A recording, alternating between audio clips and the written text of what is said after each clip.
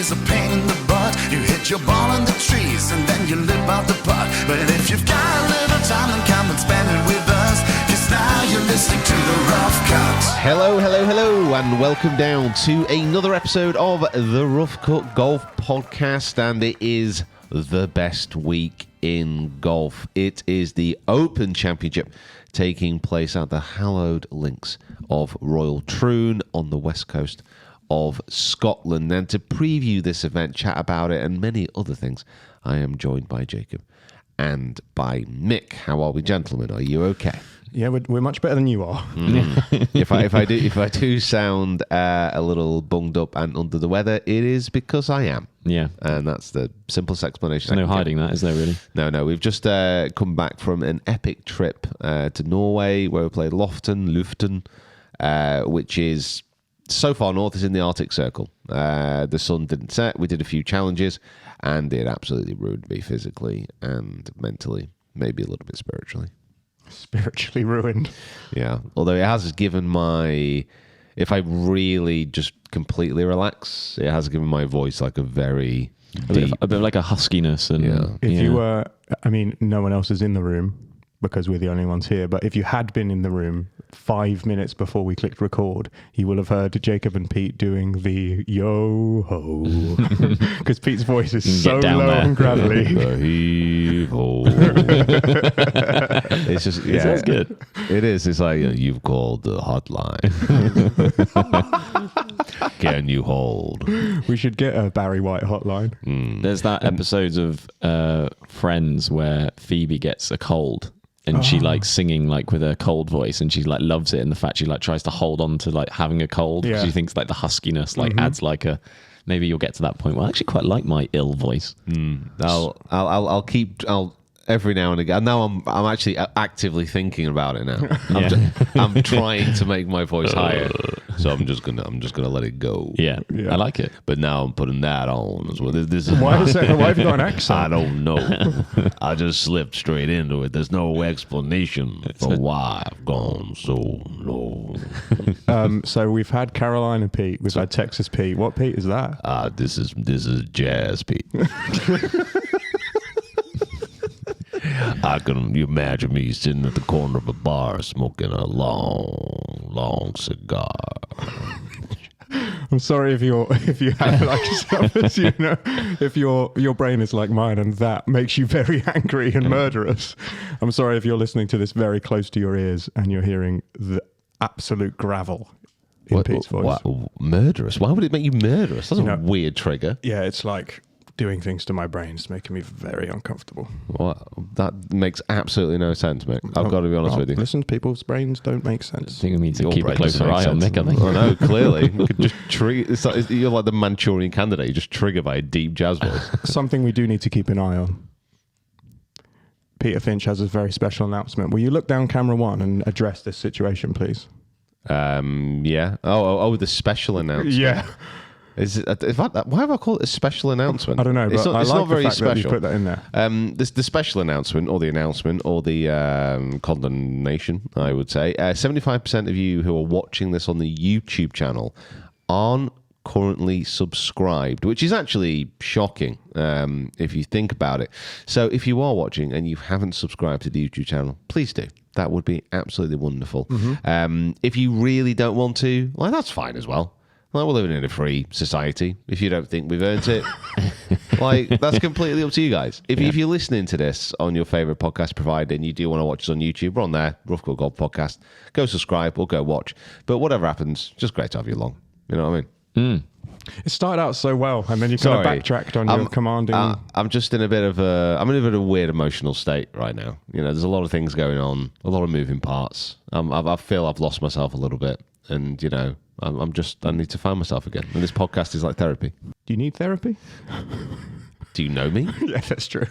I thought golf and coffee were your and Murph were your therapy. No, Murph adds to my anguish at times. Coffee is just to stay awake, and I think golf's maybe an escape from my deep issues. Isn't coffee like anxiety inducing anyway? It's got beyond that for me. There's no way that I have drunk this much coffee and avoided like that anxiety. So I think I'm very lucky in that respect. Okay, cool. And Anyway. we are still looking for a coffee sponsor for the Yes. podcast. So if you run a coffee company or you know someone who runs a coffee pod company, we would love to drink your coffee on the podcast. So get in touch. And we'll Except sort for it me. I'll just sit here and look pretty with it. Yeah, Jacob doesn't drink coffee. I know. out. Yeah, don't. It's I weird. know, it's crazy. Do you know what else is crazy? Bloody hell, here we go. Sorry, yeah, carry on. You just coughed directly at Jacob. I tried to avoid the mic and Just turned at me. I kind of went upwards like a chimney a little bit. Do you know what else is crazy? What's crazy? Oh my god. Keegan Bradley didn't get picked to play in the Ryder Cup, and then they said, "I'll tell you what, make up for it. Do you want to be the captain so you can take the blame when Europe come to Bethpage and bend you over?" So for me, this is one of subtly the weirdest things that's happened this year, as far as in golf, because Keegan Bradley, just to put everyone in context, if you're not completely familiar with golf, you might be new to it or whatever. Keegan Bradley was one of the outside players to get into the Ryder Cup in Rome. He was on the bubble. There was a few around him who could have gone, who couldn't have gone. He'd won that year. He was in decent form, and he had an argument that he should have been on the plane. There were also arguments about him not going as well. It was very much the captain's decision, Zach Johnson, if he went or not.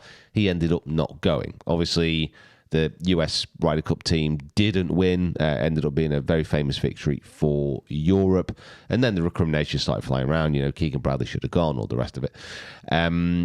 But it was more brought into sharper focus by the Netflix documentary, Full Swing, where they followed Keegan Bradley for the year. And you could just see how much he wanted to go. He was desperate. He was probably, I'm not going to say one of the few American players, but out of the American players, you can tell that it means more to him than maybe some of the others. And I don't you could feel that on the show, couldn't you? I don't think I'm being too kind of critical of other players in the US team to say that, I think Keegan Bradley would have wanted it a lot more than some of the players who went. I don't think that's too much of a controversial statement.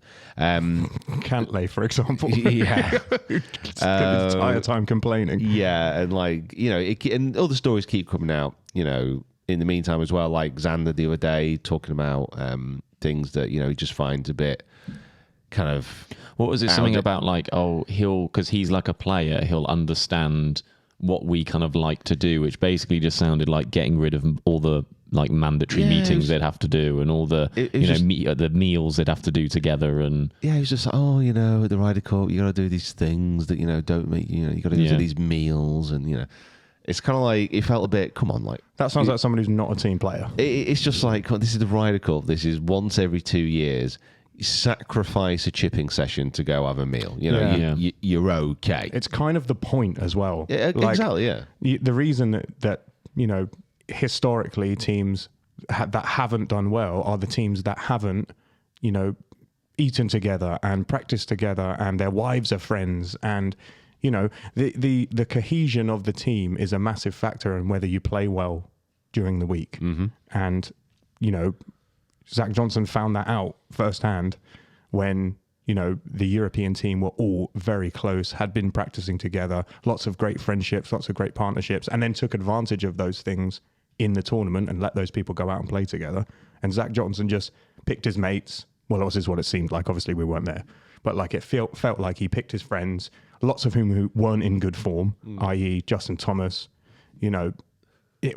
There was a couple of very strange ones, and then kind of just pushed them out. And his answer to questions was always, they know what to do. They're players. I'm like, well, that's not really how you win the Ryder Cup. No, I mean, it's very easy to, I think it's very easy to say in hindsight the mistakes that were made as far as the US team goes. And it also should be stated that it's starting to fall into a little bit of a pattern now where the US wins at home, Europe win at home. Yeah.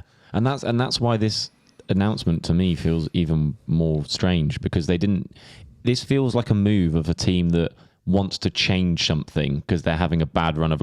this feels like a move of making him captain if they came to Europe, of they just need to do something different and try something. But when they've been so good and so successful in America of what they've been doing and who they've had as their captains and the profile of the captain they pick, this kind of breaks the mold completely. And I get the whole, he's a Boston guy. He grew up there. He speaks about how he used to like get on to Bethpage and like run on and be able to like break in on the course when he was at college and all this kind of stuff.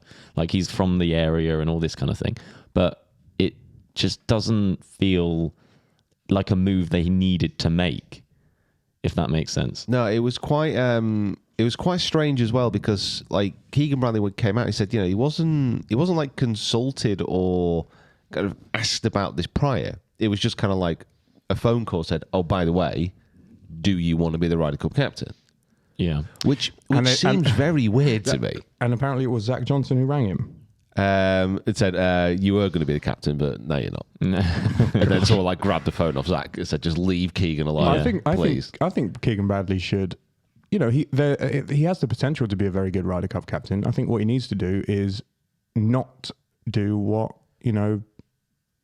Zach Johnson did, kind of, and just take all of his crony friends. As a protest, he should not take any of that lot. At the moment, though, like with Keegan Bradley, he was on the periphery of the team in Rome. There's nothing to say that he wouldn't be able to. He could have qualified this year. Yeah, he's still a top 40 player in the world. It's not like he's past it. He's not like he's turning up and putting a few good performances in, but he's not kind of actively trying to progress to be one of the best players in the world again, like say Luke Donald, obviously. He was a fantastic Ryder Cup captain, and in the build up to the tournament was actually playing some decent golf. But he was like freed by it, he wasn't in contention for the team. I don't have an aim to be in the team because I'm managing the team, kind of. Yeah, exactly. He is very much in the autumn of his career now, whereas kind of Keegan might be moving towards that, but he's still a decent golfer. So it all seems like a little bit weird. It all seems very reactionary. It all seems like, it feels like the golfing community has an opinion that we did Keegan Bradley dirty on the Rome Ryder Cup. Yeah. How are we going to make it up to him? Oh, let's guarantee he's there. How are we going to do that? Oh, we'll make him captain. Okay, that sounds like a good idea. Yeah, it's like Zach Johnson's PR team were like, we've got an idea. We can get you in the good books of the press again. Stop swearing at fans and ring up Keegan Bradley and tell him he's the captain. But I think they would have Zach Johnson has nothing to do with that decision-making process as far as I'm aware. I don't really know. No, I can't imagine there's like a handoff process. The PGA have got to be in charge of that, huh? Yeah. There's a Ryder Cup committee and all the rest of it. It just feels a bit weird, and it feels very sudden, like the announcement. It was like, all of a sudden, Keegan Bradley is the captain. And it's like, right, okay. And we knew that Luke Donald was going to go again because of how well he did in Rome. But does it feel like quite soon to be making that decision, or is that just me? No, I don't think the timing of it really. I think the earlier you can do it, the better, because it just starts the process. But I don't know. I sometimes I think as well, like how I got to think of when Keegan got this call, how he kind of perceived his chances, like you say, of going and playing. Like if he genuinely, and I'm sure he would have been in the mindset of being snubbed in the last one and thinking, right, I'm going to do that little bit more now to try and make sure that I'm playing at a golf club and a golf course in an area of America that I'm very comfortable and happy with. And maybe he feels that he was given this opportunity and that it was going to be his best chance to get involved and do, and be a part of a Ryder Cup that he probably was very, very keen to be involved with. Or he just sees it as an opportunity that he goes, I'm going to pick myself. Yeah, because you can play captain, can't you? Of course you can, yeah. Yeah. So maybe he's in, he's just flex. Put him, He literally sees this as the best opportunity to play. Put himself at number one. I'll pick myself, thank you. And I'm also playing. I'm also going out first. Yeah, I'm going to play every session.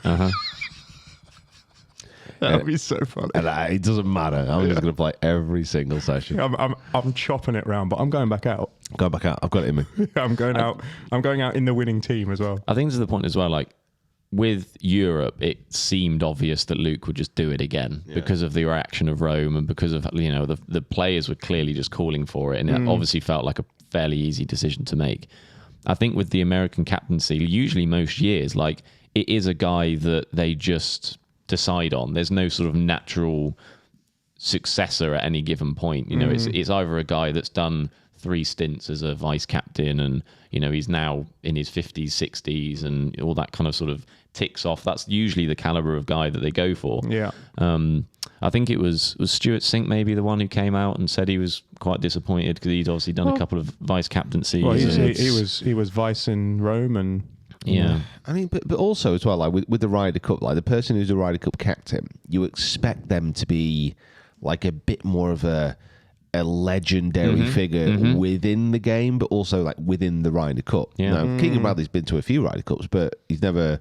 It's not like he's ever covered himself in massive amounts of glory when he's been there. He still hasn't unpacked that bag, has he? No, it's still there, stinking out of the garage. So it kind of feels a bit, I don't know, it just feels a bit strange to me. But I'll get down to the comments and let us know your opinion. Thing is, I don't hate it, but I do sometimes love these kind of decisions. I like a out of the box, just no one was expecting, Kieran McKenna to Ipswich kind of vibe, For God's sake. Speaking of football, though, we do need to get to the football because this is coming out on Tuesday. And on Sunday, something momentous happened in the world of soccer. Yes, Euro champions. So we're gonna do two versions of this, and I did pitch that we would then cut out because you can upload onto YouTube and you can cut out small sections of video. So what I thought about doing was uploading the whole thing and then cut out the one that doesn't make sense. But what we're going to do is we're going to leave both of them in. So let's imagine the England one. Oh my God! Congratulations, England!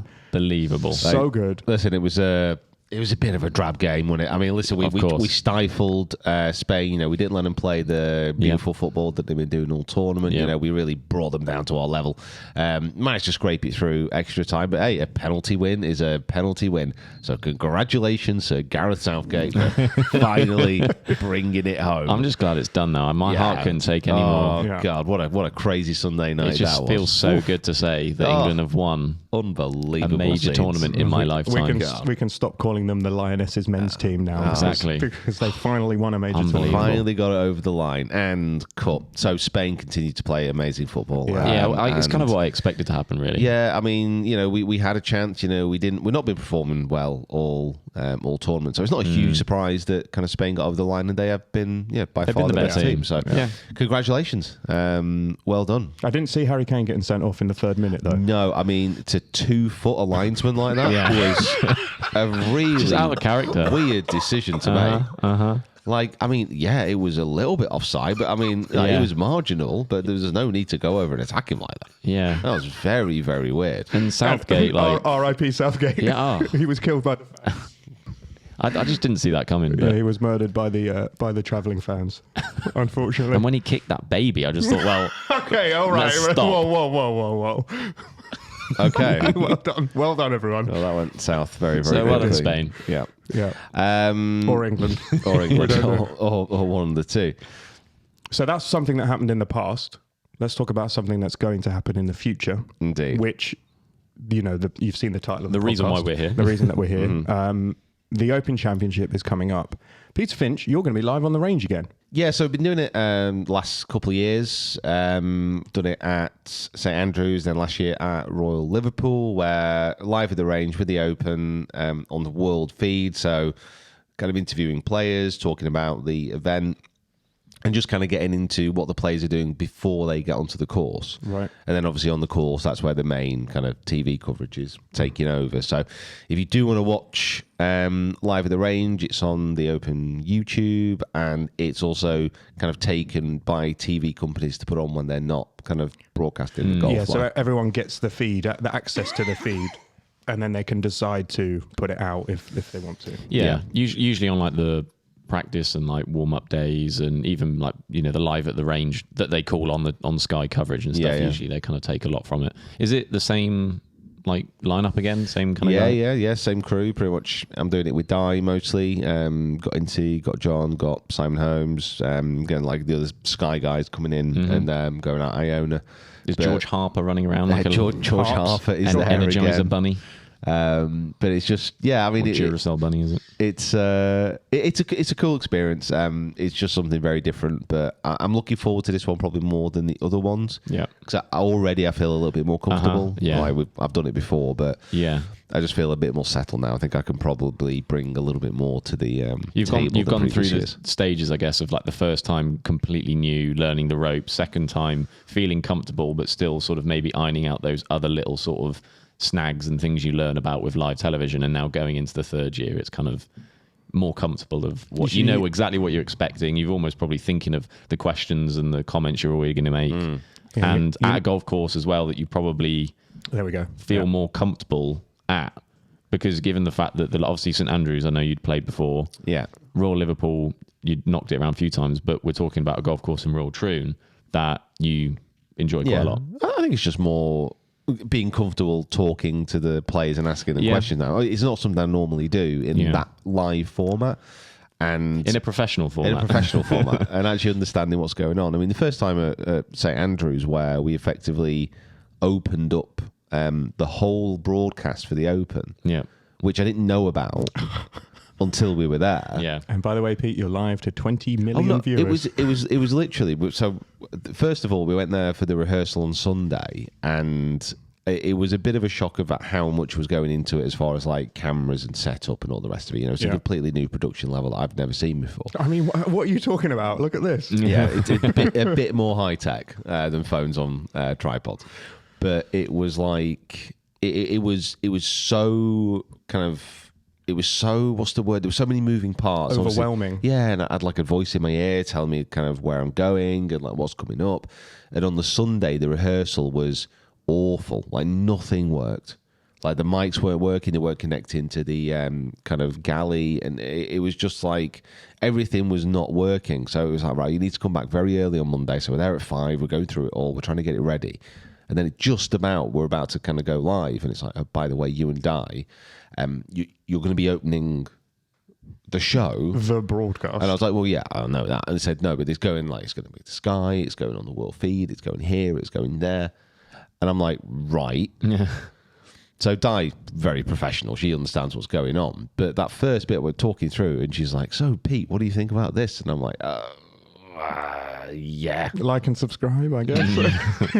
Yeah, it's great. Yeah, really. Love St Andrews. It's really wonderful. like golf. I like it when they hit it, and I like it when they pick it up out of the hole again at the end. So yeah, I'm going to be working on my my introductions and my knowledge about Rotherham, which, like you said, I do know a lot better than maybe some of the other venues. Yeah. Yeah, if you've got a favourite hole at a golf course, then I can say that you know the golf course pretty well. Yeah. Well, is that the barrier? Is it? I think so. Yeah.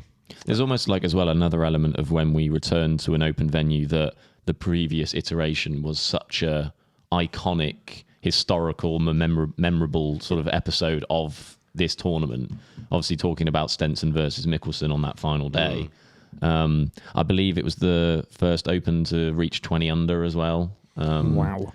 Which in itself is quite a remarkable score in open golf. Yeah, the 2016 Open, it was one of the best ones that, you know, in my lifetime that I can remember, but it was only because of Stenson and Mickelson. So yeah, JB Holmes, who finished in 3rd place, he was on 6 under, and then Mickelson was on 17 under in 2nd place, and then Stenson crazy, on 20. Isn't it? Wild. So it was just a battle between those two players, and it had the potential to be really boring.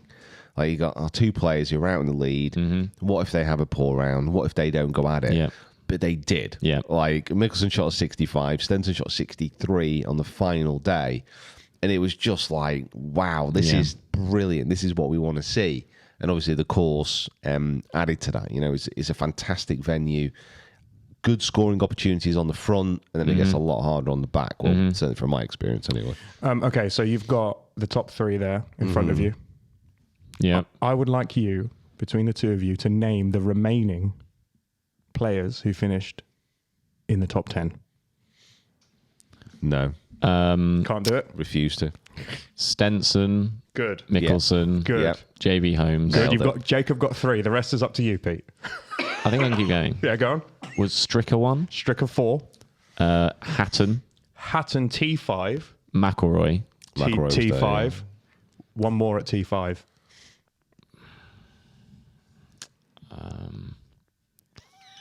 Now a live player. Sergio Garcia. Right. And then it skips to 8. Someone finished solo 8th. Someone who we know. Solo 8th. Billy Horschel. Who we know. Yeah. Who we know personally, we know quite well. What's the level of relationship? I mean, we know. We've had conversations with this person. Never. You've probably had a conversation with him on the internet as well. On the internet? It's a private chat room. Did Beef play well? Andrew Yeah, Beef Johnson. Beef had a Very good- good. yeah, Beef played well. And then we've got 3 players at T9. 2 I've heard of, 1 I haven't. Okay. You need to give us some more clues. Yeah, if you're that's- going that far. 2 Americans, T9. One who also has gone to live. Brooks. No. DJ. DJ, T9. Yeah. Bill Haas. Oh, okay. Bill, yeah. And Soren Kjeldsen. Soren Kjeldsen, yeah. Never heard of him. How have you never heard of Soren Kjeldsen? Well, I have now. That's disgraceful. I heard of him because he came T9 in 2016. This is I don't even Legend. know if he listens to this podcast, but I had one of my very good friends at university was also a very good golfer called Tom, and he had an infatuation with Soren Kjeldsen that I've never met a man What who has guy? ever loved a golfer as much as this person. And when we used to talk about betting and stuff whilst we were at uni, and Soren was still playing fairly well. He was my Tommy Fleetwood. Right. To him was Soren Kjeldsen. Wow. If any Soren Kjeldsen fans are out there, it's like Kieran with bloody Peter Hansen. Yeah. It's the same kind of vibe. It's like me with Scott Parker. Yeah, same thing. To anyone who's actually watching this golf podcast, he is a random footballer who He's not random. played for a few teams. So weird because he played for other London clubs. Yeah, but he played for England. The catch is, the facts are that I have a signed Scott Parker picture on my fridge I have seen it. because I love him that much. As you do, Yeah, obviously. Sometimes you just fall in love with a player. Running defense on your carrots. With where were we? What were we talking about? The golf course. Well, we were talking about, obviously, the last time that it was at Troon in 2016. It's a golf course that we've filmed at a couple of times at now, and it's a golf course that you particularly enjoy. I think we'll maybe get into that a little bit later. But what I think Troon also offers, other than some open venues, are some very iconic holes, and holes that if you mention the name of Royal Troon, there's particularly a certain par 3 that comes to mind straight away. No, I don't know what's No. that. Pete's favourite. You not heard of it? No, never I heard of it. think What is it? It goes like, it's like postage stamp. It's called the it's- letter. Did you go into that trying to think of something that Yeah. rhymed? It's Like called postage the- stamp is a difficult one. Yeah, in it's all hard. fairness. The Stowshage Stowshage pamp. I don't know. the grossest tramp. But the point is there's a lot of golf holes on that golf course that are going to be very influential over the 4 days. Yeah, every time I played it, and from what I've kind of learned speaking to the pros who were there, I mean, the front 9 is very much more scoreable than the back. Just with the way that the wind kind of can blow there as well. Does off it the usually sea. come off the? Yeah, it comes off Yeah, the sea. normally off the sea, So yeah. what we're looking at, kind of a right to left wind for pretty much the start. Front 9, yeah. So you can kind of draw it, a little bit of help. There's a couple of par 5s, even though they have been extended this year, which are very gettable. There's a lot of fairway bunkers, a few deep kind of green side on the front 9 as well, but it follows a similar pattern. Just as a little quick, would you say then that the player that prefers a draw shape is more suited to that, or do you think hitting it into the wind is going to be easier? I mean, I know I'm talking about links golf and you're going to have to every shot in the bag, but do you feel that like drawing the golf ball with that wind is going to help players rather than the natural fader, or not matter? Not really. I mean, in all fairness, like most of these guys as well, like if the wind's off the right, they're going to fade it into it. When it kind of off the left, they're going to draw into it just to hold it. Okay, And, cool. I mean, Troon is very much a course that is dependent on the wind to make it hard, though. Yeah. Because like when Stenson shot that 63, for example, it was like flat calm. Like, Yeah, It was hot as well, wasn't it? We Baked. said that about Royal Liverpool as well, though. yeah. I mean, Like the day when it was calm, Rahm went absolutely mental. yeah. All links courses are the same. Like Yeah. these guys are. Clip that, by the way. Clip that. all links courses need wind to add to the difficulty. Like if you get a top pro on a links course with no wind, they're gonna tear it apart just simply because it's usually dry. They can hit it a long way, and then the greens are running normally a little bit slower, so they can give it a whack. Like links courses can become a little bit of an easy target if the wind doesn't blow. So it's reliant on that, or it's just going to be a birdie fest. Yeah, But do it's we- on the west coast of Scotland, so it's probably going to be windy. Yeah. Would you prefer to see it battering them with wind and rain, and then the scores be less low, or would you prefer it to be still and for someone to, like Cam Smith did at St Andrews, like 20, 22, 23 under wins it? I think what the beauty of open golf is that because the weather changes every day, that if you are given the opportunity that the wind is down and it's a scoreable conditions, you have to take advantage of it. And then the next day you can come out and it's going to be blowing 40 miles an hour and you can have 4 layers on and it's going to be wet and windy and everyone's turning their cap backwards to stop the rain dripping. And it's just like that is the pure test of open golf, and that why I think it's one of the best, if not the best major, because how quickly it can change, not only over days but in the day. Yeah, during the round. You know, that sometimes it can come down to how lucky you get with the draw, if you get that morning, afternoon, and get the best of the weather. But the beauty of it is the fact that, you know, you can go from the Thursday to the Friday to the Saturday and then finally onto the Sunday, and every single day the wind is blowing a little bit quicker or slower, it's raining, and then it's off, and it's how the players react to that. I think one of the things that I was interested in seeing, that when I was looking, and I'm going to bring up my picks for this year as well, was how good like Americans are and how solid they've been and how progressive. Like the Stenson win in 2016, I think it stopped a run of about 4 or 5 Americans in a row, and you saw obviously Mickelson, JB Holmes, Stricker all up there in that year as well. It's just an interesting. Naturally your mind plays that, obviously it's got to be suited for those European players who have just grown up with it all their life. McIntyre and it's just, should win it. Yeah. Like this is he loves the rain. Like I think he gets stronger. Is like, but it doesn't always seem to go that way, which is a great. And again, I'll come on to my picks in a minute. And one particular sort of stat that were the reason I love the Open so much, that how it opens up the field to a lot more people, and how I stumbled across Brian Harman last year. Oh God. Yeah, we'll definitely come on to that. We'll bask in that glory. One more time. One more time for Jacob having picked the winner of the tournament, you know, two or 3 days before anyone even got to the city for the actual event. To Hoylake, yeah. Yeah, that was so fun. I think And then you calling it out on TV as well was so good. And everyone was like, how did you do that? I think with the Open, the best thing about it, and the reason why it works, is because, like, with the majors, we've had this discussion before, but every major apart from the PGA has its own identity. And with the Open, the RNA basically set the course up to be as fair as possible, to be a tough standard by start of play on Thursday. And then it's kind of like, if it's great and the weather is beautiful and they shoot 20 under, fine. Like that's fine. It's just the way that the course played. If it's blowing a gale and it's smashing it down with rain and the winning score is 5 over, fine. It's the Open. It's the links. Yeah. It's completely at the mercy of what the elements will throw at it. So for me, it doesn't matter. It's going to be a great tournament, whatever happens. So yeah, 5 over 20 under, don't matter to me. And we've spoken about the course being particularly one of your particular favourites. Do you want to talk us through? I know there's 2 holes that have gone through a little bit of, you know, I mean, the postage stamp has always been one of your favourite holes. I think was there a stat that you've never not birdied it, or is that that's the 18th? It's gone now. I've gone there. Last time we filmed, Yeah, shocking. And You still hit a good shot, just didn't hold the putt.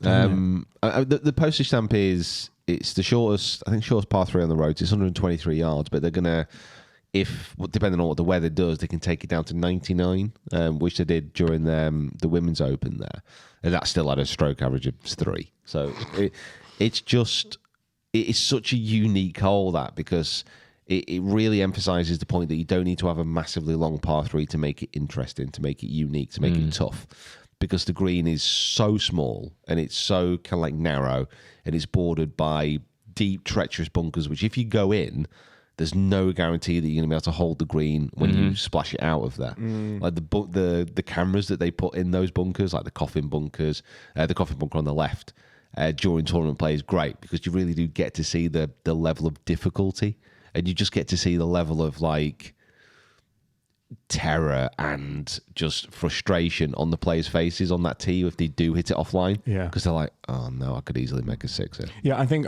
we want to see the best players in the world struggle a little bit, but we also then want to see them hit from those struggle positions, hit amazing shots. Yeah, and we'll see a lot of that. I think I almost would love if it was like postage stamp was like 17th or like 16th. Just a little bit. Do you know what I mean? Just like a little bit later on, I know what you mean. There'll be good fun, like especially on that final day coming down. Like there would definitely be some championships lost for sure, like on that hole. Thrown away. Yeah. I mean, it's got with Troon has the magical finish for me. Though it goes par 5, par 3, par 4. Now, I prefer the par 5 at the end, but it's got that ability. And the par 3 17th is a very, very tough hole. Yes. Yeah. Like I'm not sure of the yardage on it, but I'm pretty sure it's going to be playing like 215, 220, and if the wind is blowing, it's going to be kind of lean to off the left. The green's really hard to hold. Is it It's downhill? raised up. No, it's pretty flat. flat, but yeah. The green is all raised up, and then it's got like It's drop offs lot- and yeah. bunkers. Right, and okay. It's a fantastic tough hole. Yeah. And then the 18 just got bunkers everywhere. For me, I've said this before, but I think it's probably my favourite open course to play. Okay. I don't think it's the best open course, but I think it's my favourite to. If he gave me, you're going to go out for a social 18, or you want to be a member somewhere, You go for that. probably. Well, I thought you were saying that we were. Go for a social opening. Why? What's the reasoning? It's just obviously location, like West Coast of Scotland. It's a place I love, but also it's just it's a pretty fair course. Like it's all out in front of you. You do get a few funky mounts every now and again. It's a links course, but it's a very solid test of golf, and it's got a number of holes which you remember. It's got some easy holes, and it's got some very, very hard holes, like the 11th Railway. It's almost like it's pretty much 500 yards, par 4, usually playing into wind off the left. There's a railway to the right. There's gorse to the left. The fairway looks just like a narrow road going all the way down to the green. The wall on the right just carries all the way down.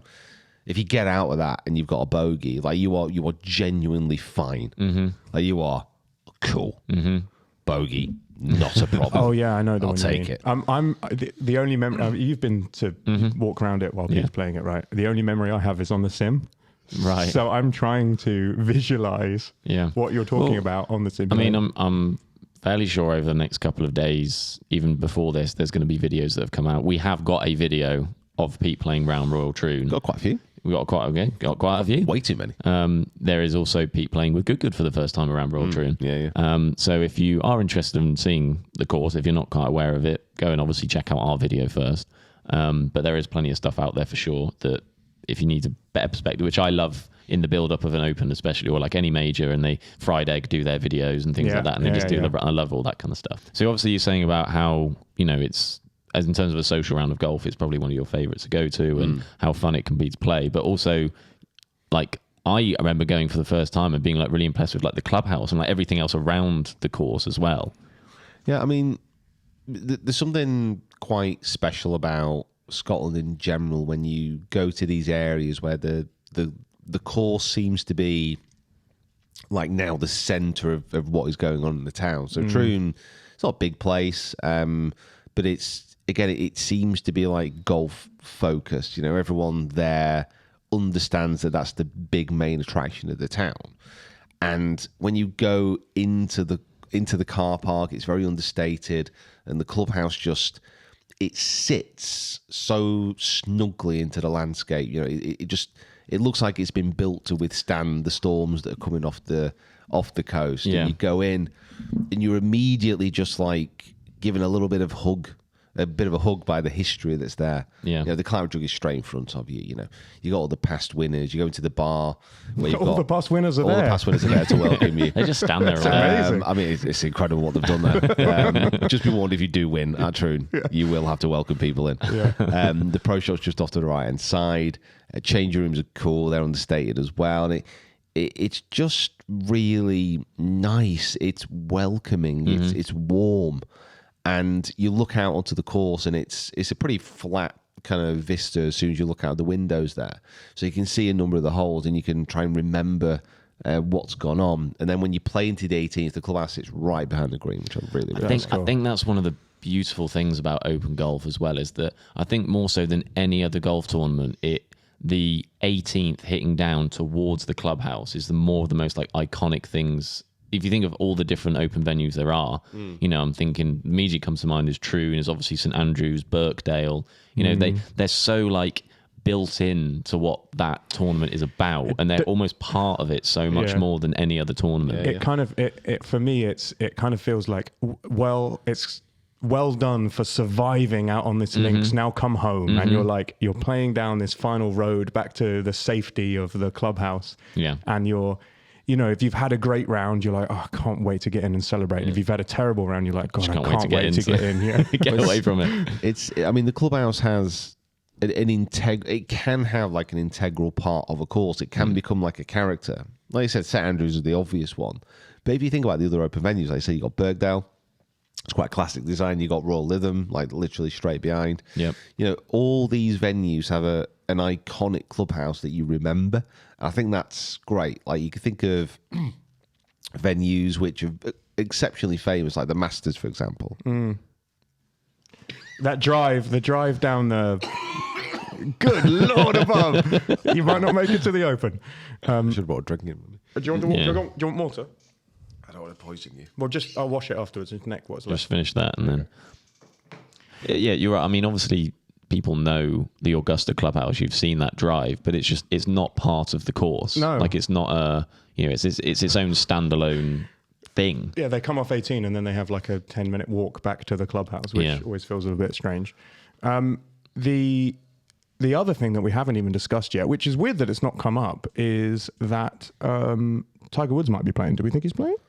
Nothing's said yet, right? Yeah, as of what are we, Monday, the week before. He said he was going to. Friday the week before. Presumption he's going to be playing. Yeah, I mean, as far as venues go and tournaments go, that he can still win. Like the Open is one. It's just solely dependent on the weather and this course as well. It's pretty flat. Like it's I'm not going to drop it too many times, but when I work on the Open and St Andrews when he played. And when it was cold, like you could just see like how much he was struggling to move. Yeah. It was like, oh God, like you knew before he went out on that the second day, I think it was. You just knew when he went out. It's like, this ain't going to be pretty. This ain't going to be good. This ain't going to be great. No. I mean, I imagine, like you say, I expect he is probably going to play. I almost expect it will go the same as the other three majors have gone. Really, like I'm not expecting. I mean, I've not really been a massive advocate for him coming back and playing as much as he has on the podcast anyway, but I don't feel like there's any reason to believe that he can't do a little bit better than last time. I don't know. It's not a storyline for me now that I'm kind of really honing in on. I think there's so many more different things that's going on in the world of golf that obviously when Tiger Woods plays a golf tournament, it's massive and it's better for the sport. It's better for the entertainment. And even if he doesn't do well or not, like I still enjoy seeing him play. I just think that in terms of aspirations and hopes for him, I think just making a cut again is probably like that bar that just got to have to kind of do. Yeah, he won't. I think that's the thing. Like people will enjoy watching him play. If he doesn't make the cut and he's not got a chance of being in contention, that's something that he'll hate. So if that carries on, he just won't play anymore. Yeah, he has always maintained that the only reason he's still playing is because he still thinks he can win. And if that goes away, then he'll go away. And that's completely fair. Like, but then that gets to a point where, as a golfer and as a professional and as a sportsman, you kind of want these guys to go out on the high that you wish they can. You don't want to see him sort of, in Tiger's case, hobbling out into the sunset. He shouldn't have come back in the first place then, should he? Well, if we'd all be remembering for how great he was before he had his accident. I still think that, I mean, he's obviously got another chance to do this, but I feel like he missed an opportunity at St Andrews a couple of years ago, and that being the final event. He should have walked over the bridge. People like he was in tears, we were in tears. He's walking back down to the clubhouse where he is, he has said he loves that course and loves the Open Championship. He should have done his interview and then made a statement and said, listen, I love this sport so much. I don't think my body can do it anymore. I'm still going to be here, but this is my retirement from competitive professional golf. Yeah, but he's not going to do it. But. No, of course not. If he thinks he can still play, he's going to play. Like, but that was Jacob is right. That was his chance. No, I don't. I mean, it was so poetic. I mean, yeah, but I don't think he's that bothered about that. He doesn't care. He doesn't care. Like, why would he? Why would he care what anyone else thinks? Like, he's Tiger Woods. You know, tigers do not listen to the opinions of sheep. God's sake. Are we the sheep? We're the sheep. Everyone's a sheep compared to Tiger. But I think you are right in respects as well, Jacob, that there are other more interesting storylines now. And I think to Tiger, you know, from what I know of him, I think if he's not in like if you think about the arrogance of, say, footballers like Ronaldo, for example. Yeah. Like, if he's not the main story, like, that'll annoy him. If Tiger's not the main story, the reason for that is because he's not in contention. Yeah. And that is the underlying factor that will be like, you know what?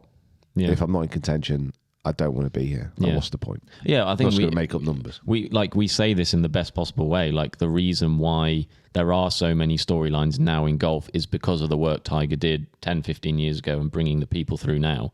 So we're in a very privileged position that we can watch a golf tournament and it's not all about one guy, and there's so many different things going on, especially what's happened in the majors, you know, this year, and the storylines we've got out of that, and these, you know, how many like young guns are coming through, and how many new winners on tour, and how many like long odd winners that are coming through on tour. It's just kind of, it's an exciting time, and I've become, I don't know what your opinions are, but I've become to really enjoy the fact that the Open is like the final one of the year.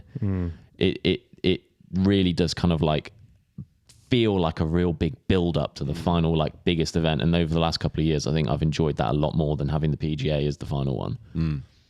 Yeah, I think so. Yeah, I think it's, you know, the PGA being the last major was always a bit of a, how's this going to go?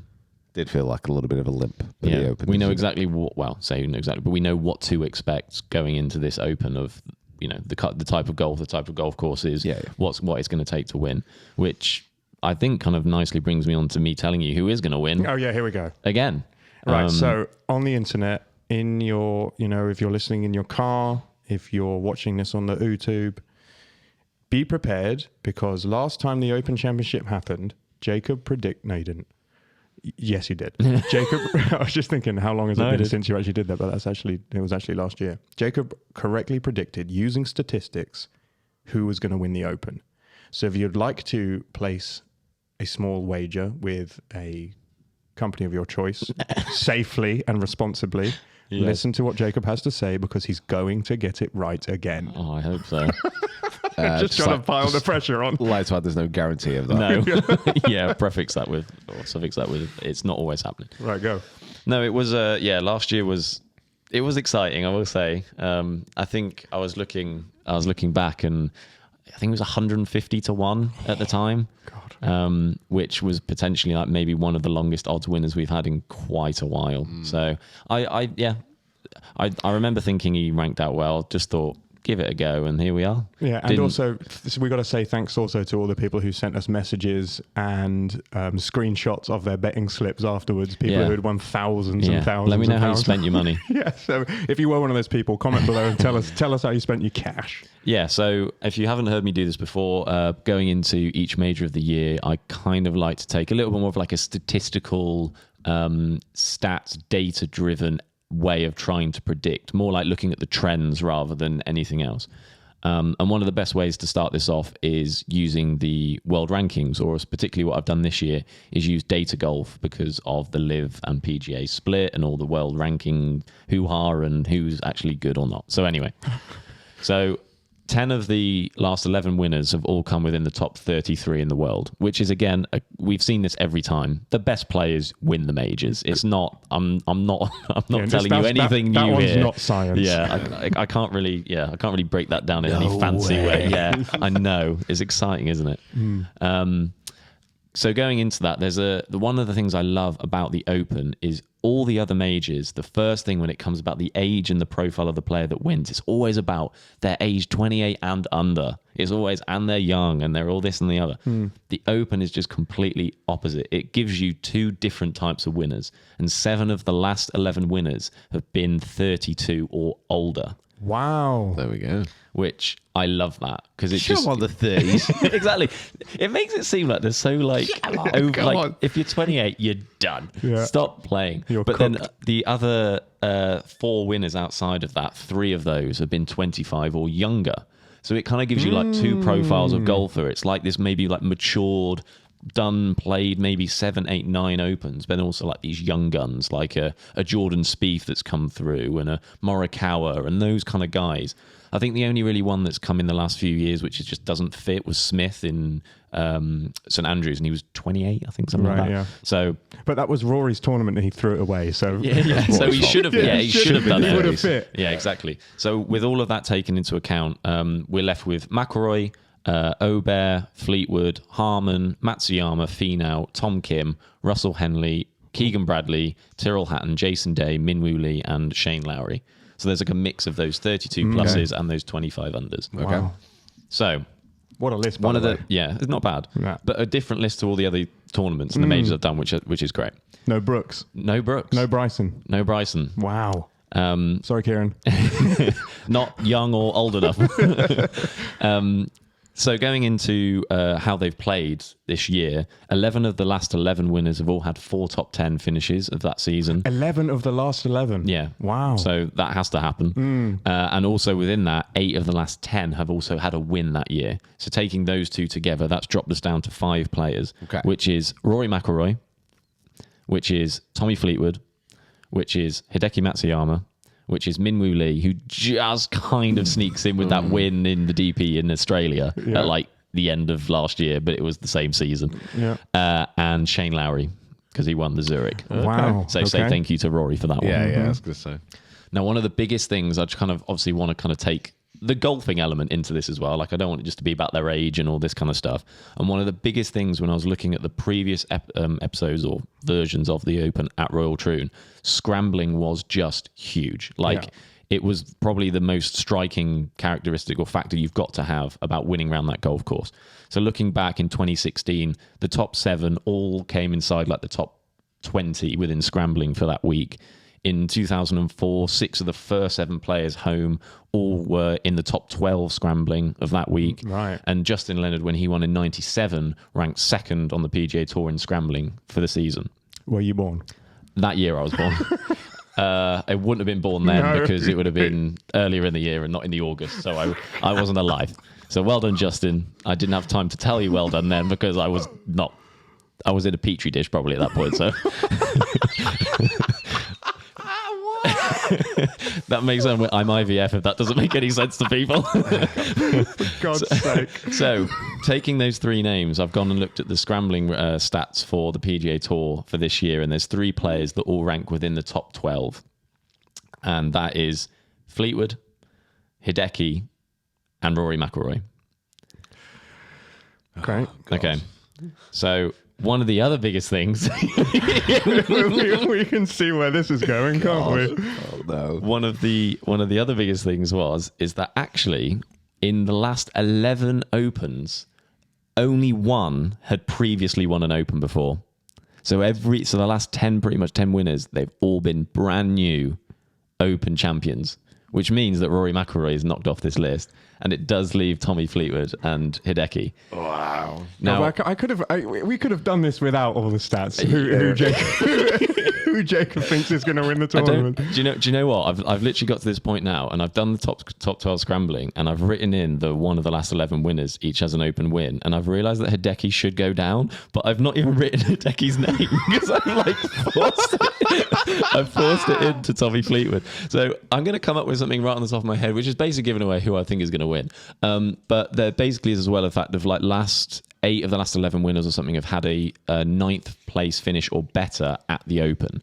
Now, obviously, Tommy has done that a few times in more recent history. Hideki has done it once, and he did it in Muirfield at 2013. He had T6. Apart from that, he's not come close. So, with that being the case, the winner of the British Open, the Open, whatever you want to call it, will be my favourite golfer, Fairway Jesus, Mr. Tommy Fleetwood. Wow. Well done, Tommy. Well done, Tommy. Well done, Congratulations. Tommy. I think let's go for narrative as well. Finno back on the bag this week at the Yeah, Scottish yeah. Open. They're going to come back together again. They're going to tear it down. Tommy's just going to rip it up. He's going to be scrambling. He's going to be hitting fairways. It's going to be beautiful. We all know he should get an Open at some point. He deserves an Open. It's his land. I mean, not quite that part of the world, but he's used to that part of that golf. I won't be lying if there's a little bit of bias towards it, but I really like how he ranks out. This is the tournament that every year it comes around, I have the best chance I feel for Tommy to win, and I think it'll be a popular pick. But, Oh yeah, definitely. Very popular. so good luck, Tommy. I hope I have not put the heebie-jeebies on you. Good luck Lord. indeed. I think that was it the 11 players that you had at one point. Yeah. I think that's a decent kind of picking field as well there. So McIlroy, Obear, Fleetwood, Harman, Matsuyama, Finau, Kim, Henley, Bradley, Hatton, Day, Minwoo Lee, Lowry. Yeah, probably drop Harman out there. He's not done anything. has he? So this year's been pretty poor.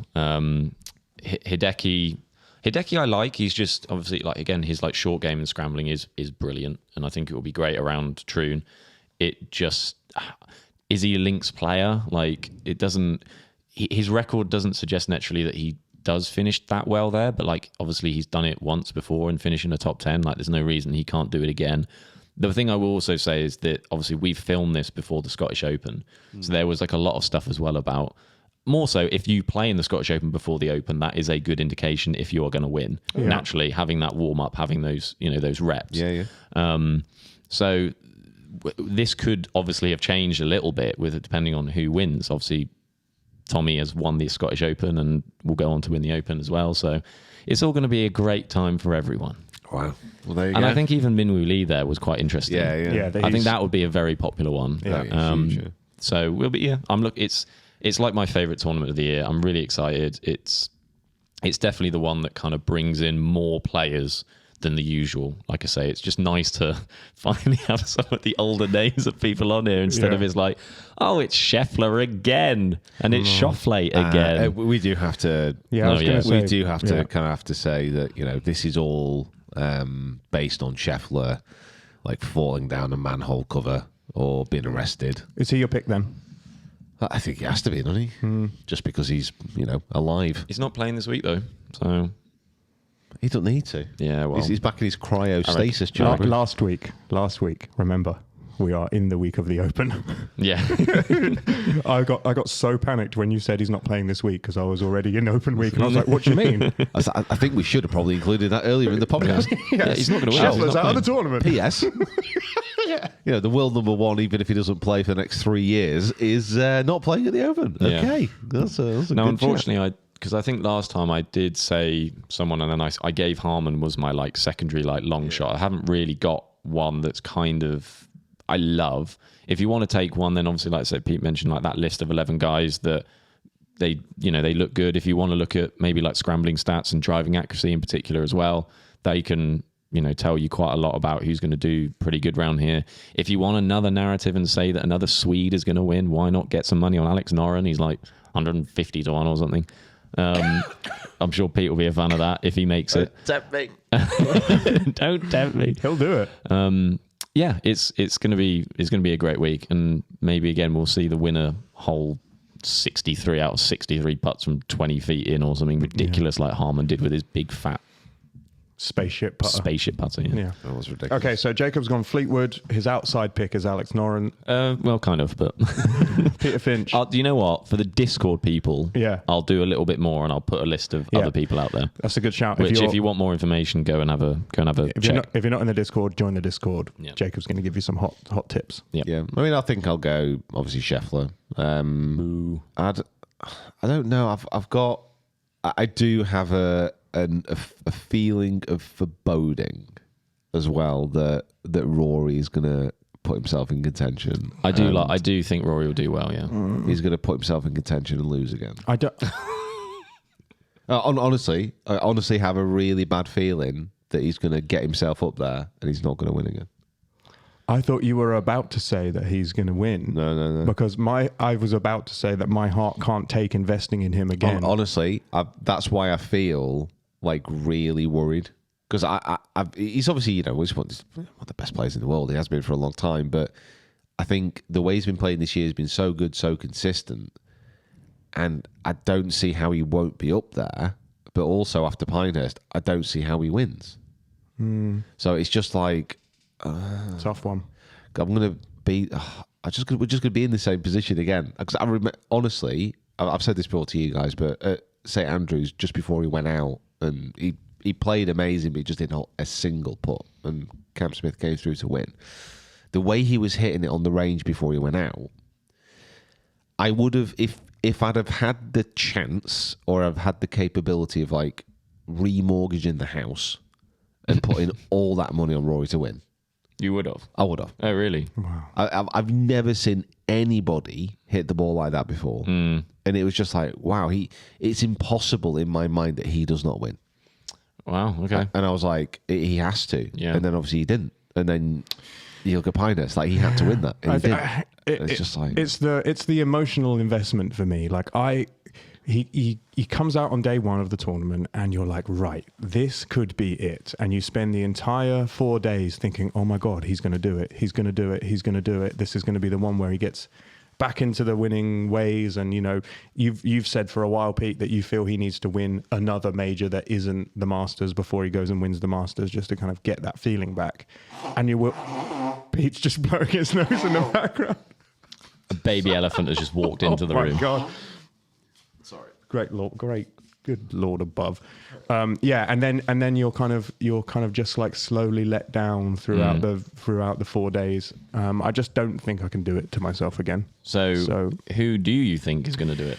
I have two names on my card for the winning of this tournament. One of which both of them who you mentioned. One of which is Shane Lowry, who, I just feel like he looked great at Wimbledon. And that's the indicator for a winner. And when you talked about scrambling and short game, his name went immediately to my brain. So that's kind of he's one of my two, and then the other one is Ludwig.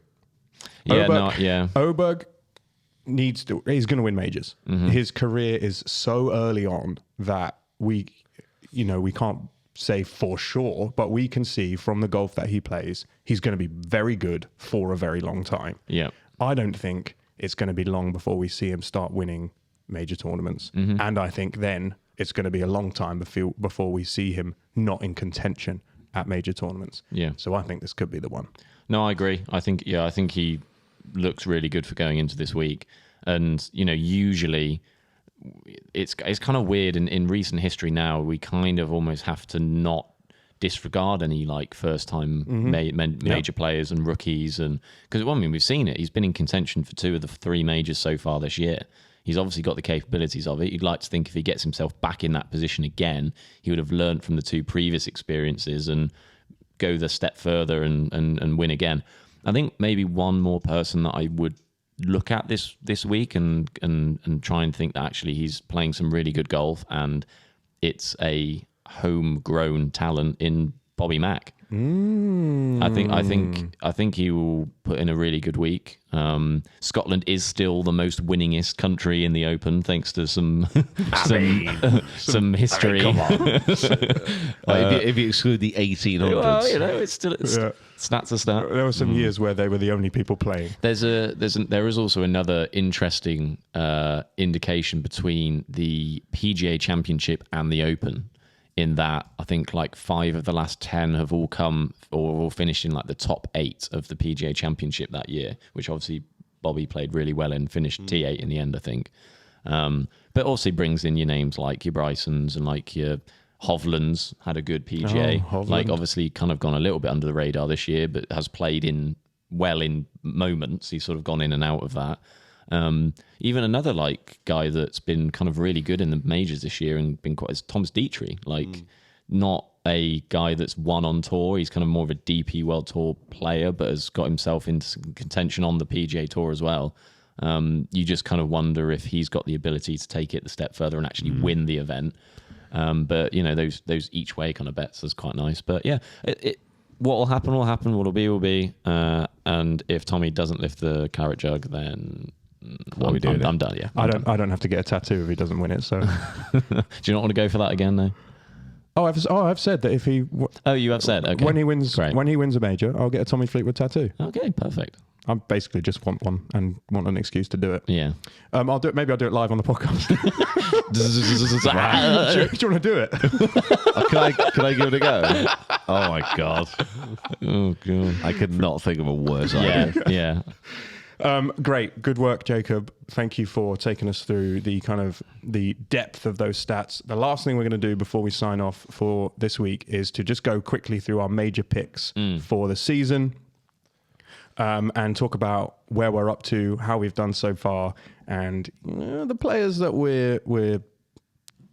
we've picked have maybe not had great seasons, and let's kind of just rip into some people who've done very badly as well.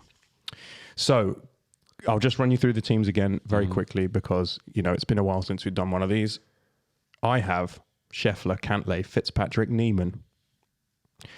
For those of you who don't know, you do have to pick a player outside of the top 50. We went off the OWGR, which meant that some of the Livy boys were much lower than they probably should have been. There is a conversation ongoing about whether we should use Data Golf for next year. We don't know. Currently, you are allowed 3 normals and 1 outside of the top 50. I went Scheffler, Cantlay, Fitzpatrick, Neiman. Kieran went Rahm, Schauffele, Matsuyama, Dustin Johnson. Jacobo, Koepka stole him. Hovland, Oberg, Smith, Peter Finch, Rory McIlroy, Clark, Zalatoris, Moronk. The US Open was okay. We had some big letdowns. Zalatoris, huge letdown. Hovland, unbelievably missing the cut. Awful, terrible. Rahm not turning up because he had a dodgy toe. Awful, terrible. Johnson, Moronk, Neiman, Zalatoris, all 74 points at the US Open. Not great. Coming into the Open Championship, we've talked about who we think was going to win. Who do we think from the players that we have is at risk of missing this cut? I would say most of my team. Most of your team, McIlroy. So, like I said, I think Should he'll be be okay. fine. Yeah. Clark. Yep. Struggling. Yeah, he's struggling. Zalatoris. Struggling. Moronk. Struggling. Now, this season, we've not had a major where a player from our podcast team has had 3 people miss the cut. Do you think that this could be the one for you? Severe Be a danger. historic day. Real danger of this happening. No, it can counteract itself a little bit if Rory does win the tournament. Not that much. No, Yeah. but it is so close on the leaderboard that even one player missing the cut could mean the difference between someone coming first and someone coming last. Now, the forfeit, as it was last year, is that the person whose team loses has to restock the food cupboard in the office, which I had to take on my shoulders because last year my team didn't do very well. I made a transfer and it cost me, and I ended up having to buy loads of noodles and pastas and whatever was in there. We haven't had any subs this year either. Nope. No, all good. I'm keeping mine again. It's Yeah. There's no point changing now. So yeah. So the rule with the subs is that you then have to take the next major's amount of miscut And points. Kieran's not here, so he hasn't got a choice. He has to. He has to stick with his team. So yeah, we'll figure out those scores and we'll have a proper build up after the Open, which I'm sure I'll come out on top. I don't think you will. No, I don't think I will anyway. Right, I don't think there's. Oh, yours is much worse than I thought. I don't think there's any other business to go through. Anyone else? No, I think that's it. Oh, maybe one thing. I got a message off my mother saying that I didn't mention she had her first ever hole in one, and I didn't mention it on the podcast. So Did you get in trouble? Yeah. So well done, Mum. What's the timestamp, mate? The timestamp is 1:51. Cool. We'll Well, cut, 1:15, not 1:51. we'll cut that out. What were you doing there? Okay, I've done the maths that's now. been mentioned. Congratulations. Yeah, well done. I've done the maths now. I had it right. The problem was that I put them in the wrong column, and they're I mean, mate, this ain't great. I mean, I just asked you for a timestamp, and you said 151 rather than 115. 115. Yeah, I can't read. I'm not. Pete's losing. Pete is No, I'm not. You are. Pete is on 570 points. I think we'll find out winning. score. And what was that before? That It's like 509. 508 last time. Yeah. See, they're, so I mean, they're in the wrong place. What does any of this matter? You're on 570. Kieran's on 470. So you're 100 points behind. Ooh.